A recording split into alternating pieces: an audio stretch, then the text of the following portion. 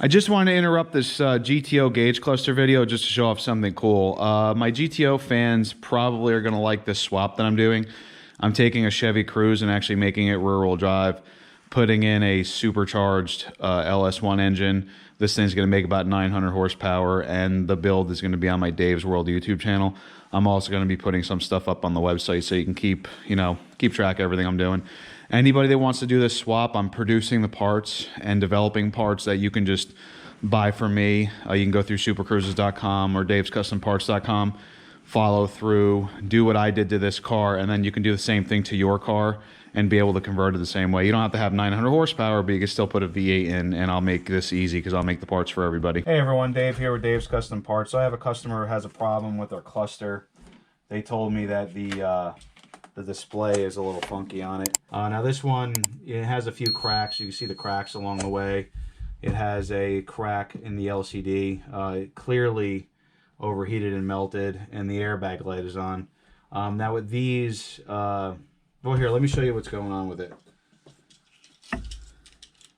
I can turn the light off and turn this on, and you'll be able to see pretty much how it looks in the dark. But you can see here that the LED in the middle, it's going to start beeping soon, but you can see the LED is kind of melted and dim, but you can see the airbag light too. Now the airbag light would be on normally if I pulled the cluster out, but when, let's wait for this to stop beeping. Now the airbag light would be normally on just because the cluster is out of the car, but he wants this permanently removed because he's just tired of dealing with it. Most likely his clock spring is the issue. Let me turn this light back on. Now, most likely in his car, the clock spring is the problem, so that's why he'll have an airbag light on in his car. But we need to get this disassembled so I can get this the LED out for this airbag light. So at a minimum, I told him I'd take that out for him. Now, the other problem is this screen just needs to be replaced. So we have to refurbish this cluster. So he's gonna need a lens. He's gonna need the screen. And then he's going to need probably a clock spring, which is pretty common on the GTO. But let me start getting this disassembled so we can get to that airbag light. Alright, so I went ahead and I removed the two screws up here, but we have to get this black cover off. This black cover is kind of a pain in the ass, and be careful because when these get older, sometimes the plastic just cracks because it's brittle now, so you have to be careful with it. But you have to kind of work your way around to get these covers off.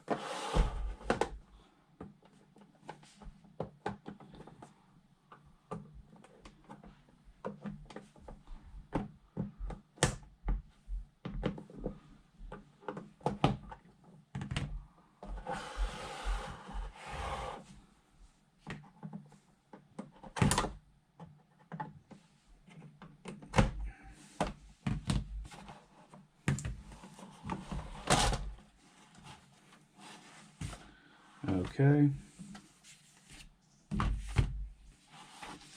Alright, so the easiest way to do this is the cluster's powered up right now, so if I move the gauges,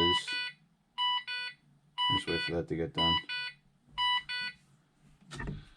So if I move the gauges, you can see the motors are being used, but if I just unplug the gauges, plug them back in, they reset. So in theory, I should be able to pull the needles off if I just leave this plugged in. The easiest way to do this is with a fork, actually. So if I put a fork under this and pry, they'll pop off and then get to everything underneath it. Let me go get a fork real quick.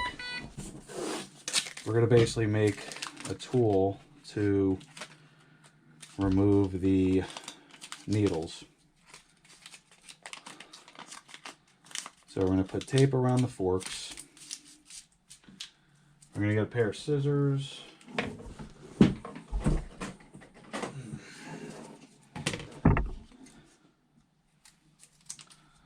And then what you want to do is you want to cut, one area on the fork so you can go underneath the, what is that called? Underneath the needles.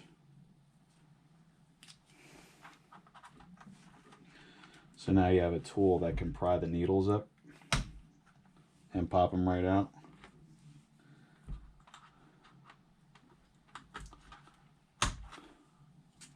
So you want to kind of put the needles where they belong. So I'm just putting them so I don't screw this up here.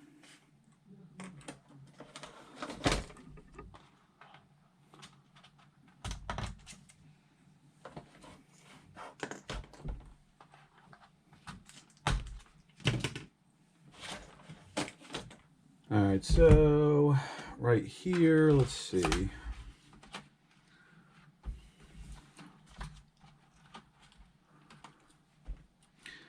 All right, right there is the LED for the airbag. We should be able to, oh, I gotta pull that out.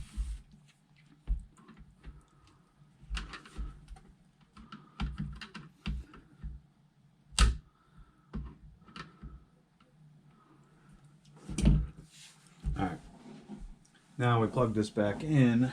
The airbag light should not light up. There you go. So you see the airbag is not lighting up now. Let's see what is lighting up. The brake. And I think the, let's see here. Probably check engine light or something.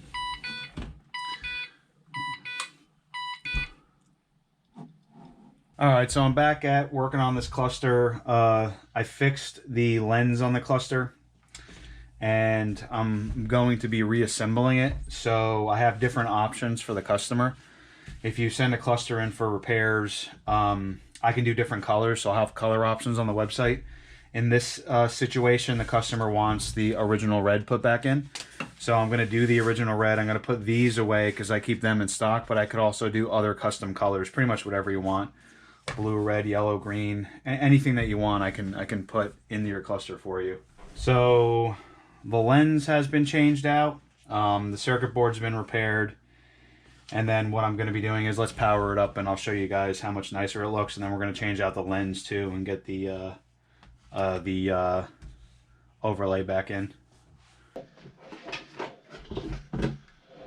All right, the next thing I'm going to do is I have to plug this in, because while the cluster is running, the gauge needles will go to their default locations. So the gauges will always set themselves, or calibrate themselves, so to speak. So let's let this power up. I'll show you the screens. Alright. Gauge cluster is powering up. You can see the screens working now. It's going to beep a bunch.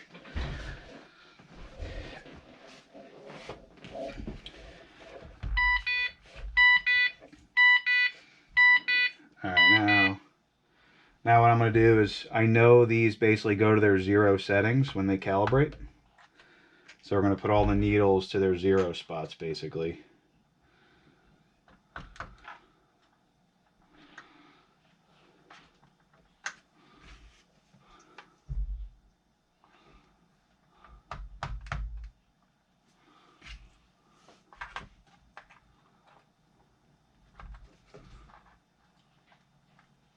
Alright, so what I'm going to do now is I'm going to unplug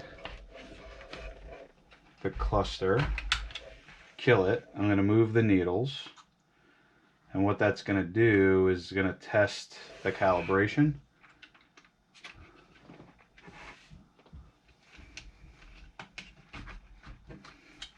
Now it's going to power up, zero out the needles, and then they just calibrated themselves. So that's exactly what I wanted to see. I might want to move that guy a little bit.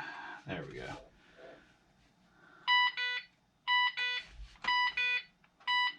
Alright. Now I'm going to do that again.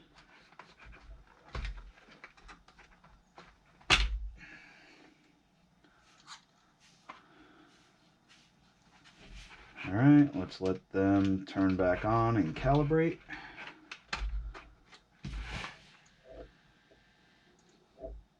And there you go, they just calibrated. I think I'm going to pull this one, put it back in a little higher. like how low it was sitting. And that one's okay. But yeah, maybe I'll...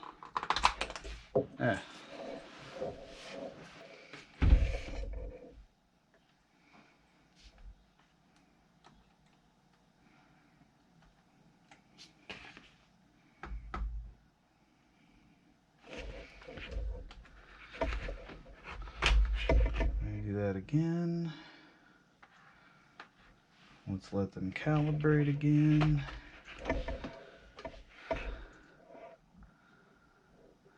Alright, I like that. It looks like they all zeroed out correctly. And then I can put this together.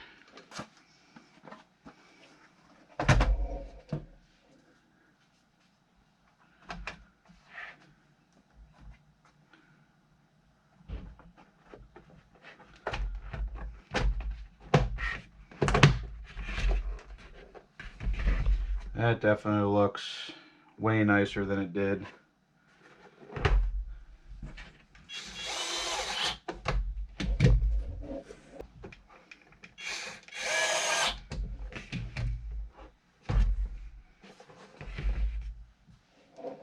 So the cool thing is this is a really nice cluster now. It'll keep the GTO on the road longer, and if he has any problems, he can get in touch with me. My cell phone is literally on the website. If you guys need anything, just keep in touch and comment below and let me know if you guys want me to keep GTOs alive, because I personally love the car, and I try to keep things on the website to keep these cars on the road.